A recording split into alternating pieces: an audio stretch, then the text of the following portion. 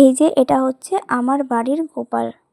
Hello বন্ধুরা, সবাইকে জানাই জন্মাষ্টমীর অনেক অনেক শুভেচ্ছা, অনেক অনেক ভালোবাসা। তো আজকে কার কার বাড়িতে জন্মাষ্টমী পালন হয়েছে অবশ্যই কিন্তু কমেন্ট করো। কার কার বাড়িতে সুন্দর গোপালকে সাজানো হয়েছে সেটা অবশ্যই কমেন্ট করে জানিও এবং ফটোও দিও, দেখবো আমি। তো এই যে আমি এখন তাল নিয়ে বসে পড়েছি তালের বড়া বানাবো বলে। তো প্রত্যেকবারই না আমি কিনে নিয়ে আসি, তাল কিনে নিয়ে আসি, মানে তালের বড়া আর হচ্ছে মালপোয়া কিনে নিয়ে এসে ঠাকুরকে দিই। আর এবার আমার মন হলো যে একটুখানি বানাবো। তো বানাতে বানাতে চলো তোমাদের সাথে একটা গল্প শেয়ার করি, আর এটা আমি কিভাবে বানাচ্ছি সেটাও তোমাদের সাথে শেয়ার করি। তো আমার কিন্তু তালের বড়া বানাচ্ছি হচ্ছে ফার্স্ট টাইম বানাচ্ছি। আর আমি ইন্ডাকশানে কি বসিয়েছি জানো, দুধ গরম করতে দিয়েছি। মানে অ্যাকচুয়ালি দুধ তালের বড়াতেও দেবো, আর হচ্ছে মালপোয়া করবো মালপোয়াতেও দেবো। তো তার জন্য ভাবলাম দুধটা গরম করে নিই, গরম করে ঠান্ডা করে নেবো, তারপর তো দিতে হবে, গরম দুধটা তো দেওয়া যাবে না।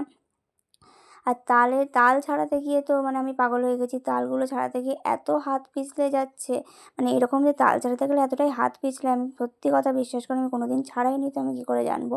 তো এই দেখো আমি আগে ফার্স্টে হাফ মানে 1 কাপ মতন সুজি আর আরেকটুখানি হাফ কাপ মতন, মানে টোটাল 1.5 কাপই বলতে পারো, 1.5 কাপ মতন সুজি নিয়ে নিয়েছি। তারপরে নিয়ে নিলাম হচ্ছে ওই 1.5 কাপই যেহেতু সুজি নিয়েছি, আর 1.5 কাপ কিন্তু আমি ময়দা নেব। মানে যেরকম সুজি নেব সেরকমই কিন্তু ময়দা নেব। মালপোয়া করতে গেলে কতটা কি মাপ লাগে তো সেটাই তোমাদের সাথে শেয়ার করছি। এ দেখো আমি কিন্তু এখানে এতটা চিনি ফট করে ঢেলে ফেলেছি, কিন্তু আমি এখানে হাফ কাপ মতন চিনি দিয়েছি। কারণ বেশি চিনি দিলে না আরও বেশি মিষ্টি হয়ে যাবে, কারণ এটা শিরার মধ্যে ভেজাবো। তো এখানে যদি মিষ্টি দিই বেশি আর শিরার মধ্যে যদি ভেজায় তো আরও অনেকটা মিষ্টি হয়ে যাবে, তাই না? এই জন্য বেশি এখানে চিনি দেওয়ার দরকার নেই। তো এর মধ্যে অল্প পরিমাণে একটু সন্দক লবণ দিয়েছি, আর আর অল্প করে মৌরি দিয়েছি। তো দিয়ে এবার দুধ দিয়ে ভালো করে মাখিয়ে নেব। তো যতটুকুনি দুধ লাগবে এখানে পুরোটাই আমি দুধ দিয়ে করব, এর মধ্যে একটু জল আমি মেশাবো না, পুরোটা এটা দুধ দিয়েই মাখা হবে। এটা আমি একটু পাতলা করেই মাখবো, কারণ আমি এখানে কিন্তু সুজিটা ভিজিয়ে রাখিনি আগের থেকে। তো সুজিটা ভিজতে সময় লাগবে, এটা মিনিমাম আমি আধ ঘন্টা রেস্টিংয়ে রাখবো। ততক্ষণে এখানে আমি দেখছি যে আর কতটা সুজি আছে, কারণ তালের গোলাতেও তো সুজি দিতে হবে, কারণ তালের বড়াতে আমি এখানে সুজি দিই। জানি না অনেকে দেয় আবার অনেকে দেয় না, বাট আমি দিই। তালের বড়ার মধ্যে যদি সুজি আর কলা তোমরা দাও তাহলে কিন্তু তালের বড়া অনেক অনেক সফট হবে, আর এতটাই নরম হবে তোমরা কল্পনাও করতে পারবে না। তো সেটাই আমি তোমাদেরকে দেখাচ্ছি যে তালের বড়া করতে করতে কী কী লাগে আর এতটা নরম কেন হয়, তো সেটা আমি তোমাদের দেখাবো। তো 3টে তালের বীজ বেরিয়েছিল, সেখান থেকে দেখো তালের পুরটা এতখানিই বেরিয়েছে, মানে অনেকখানিই বেরিয়েছে। তো এর মধ্যে আমি মিশিয়ে দিলাম হচ্ছে আটা। এবার আটাটা আমি এখানে পরিমাণটা আমি এখানে দেখাইনি, কারণ আটাটা তোমরা তোমাদের মতন পরিমাণ হিসাবে দিও। কারণ মাখতে মাখতেই তোমরা বুঝতে পারবে যে কতটা পাতলা হচ্ছে বা কতটা মোটা হয়ে গেছে, সেই মতন অনুযায়ী তোমাদের দিতে হবে। তো যেইটুকুনি দুধ বাকি ছিল সেইটুকুনি দুধ আমি এখানে দিয়ে দিয়েছি, তারপরে বাদ বাকিটা আমি জল দিয়ে মেখেছি। এর মধ্যেও দিয়ে দিলাম অল্প করে একটু সন্দক লবণ, আর লবণটা অ্যাকচুয়ালি তো বেশি লাগে না, অল্প করেই তোমরা দেবে। আর তোমরা যদি সন্দক লবণ না দিতে চাও তোমরা নর্মালি লবণও দিতে পারো। আমি যেহেতু ঠাকুরের কাজে লাগাবো এই জন্য সন্দক লবণটাই দিয়েছি। তো আর বাদবাকি এখানে ভালো করে কিন্তু ফাটাতে হবে, যেভাবে তোমরা বেসন ফাটাও বেসনের বড়া করার সময় ওই রকমই বেসনের মতন করে এটাকে ভালো করে ফাটাতে হবে। তো নইলে কিন্তু ভালোভাবে ফুলবেও না আর নরমও হবে না। তো এর মধ্যে আমি দিয়ে দিয়েছি হচ্ছে 1.5 কাপ মতন চিনি।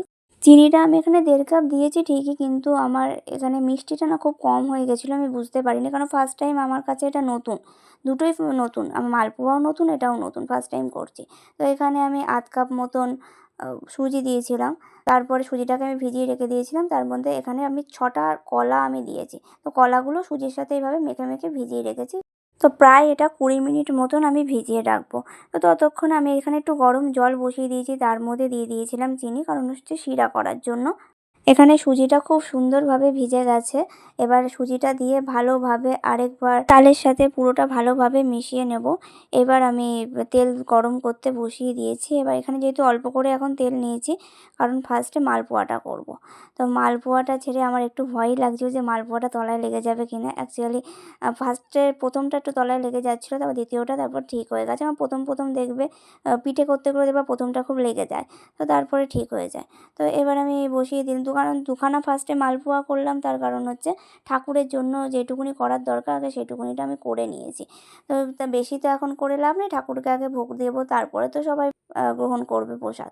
তো তো তার জন্য আমি অল্প করেই আগে ঠাকুরের জন্য করে নিচ্ছি।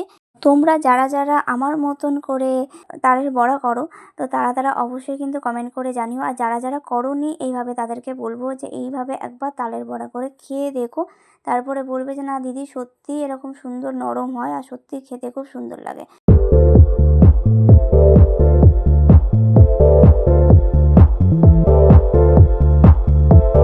তো এখানে দুটো থালা করেছি। তো একটার মধ্যে ক্যাডবেরি, লেস আর বিভিন্ন ধরনের লজেন্স দিয়েছি, আর একটার মধ্যে মালপোয়া আর তালের বড়া দিয়েছি। আর আমার ঠাকুরটা দেখে তোমরা হয়তো বলবে যে গোপালের ফটো, গোপালের অ্যাকচুয়ালি মূর্তি যেটা হয় গোপাল ঠাকুর, সেটা কেন নেই? তো সেটা আমার এখানে নেই। সেটা যেহেতু আমার বাড়িতে মানে আমার বাপের বাড়িতে আছে, সেহেতু আমি আর এখানে আর এক্সট্রা করে বসাইনি। তো আমি এখানে ফটো আছে, এই ফটোটাতেই আমি প্রত্যেক বছর পুজো করি। আর প্রত্যেক বছর আমি কিনে নিয়ে এসেই আমি ভোগ দিই।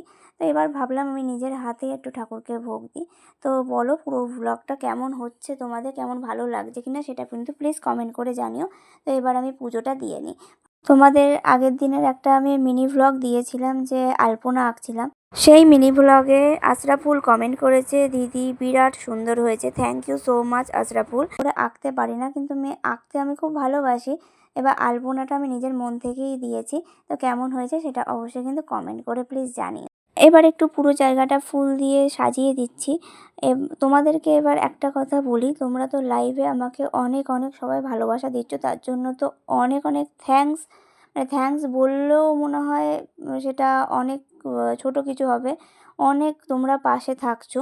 তো যদি এইভাবে পাশে থাকো আমি অবশ্যই ভালোভাবে এগোতে পারবো। আর তোমাদের যদি আরও অনেক কিছু যদি কোশ্চেন থাকে, ধরো একটা ভিডিও দেখছো, যদি তোমাদের মনে কিছু কোশ্চেন থাকে সেটা হয়তো তুমি অপেক্ষা করবে লাইভে যখন আসবো তখন বলবে, তা না করে তুমি কোশ্চেন করতে পারো, আমি তোমাদের কমেন্টের রিপ্লাই করে দেবো। আজকের পুরো ভ্লগটা তোমাদের কেমন লাগলো সেটা কমেন্ট করে জানিও। তো আমি প্রণাম করতে গিয়ে আমি গায়ে কাপড় না দিয়ে ফার্স্টে প্রণাম করতে যাচ্ছিলাম, তো ওই জন্য গায়ে কাপড় দিয়ে দিলাম। চলো টাটা, ভালো থেকো।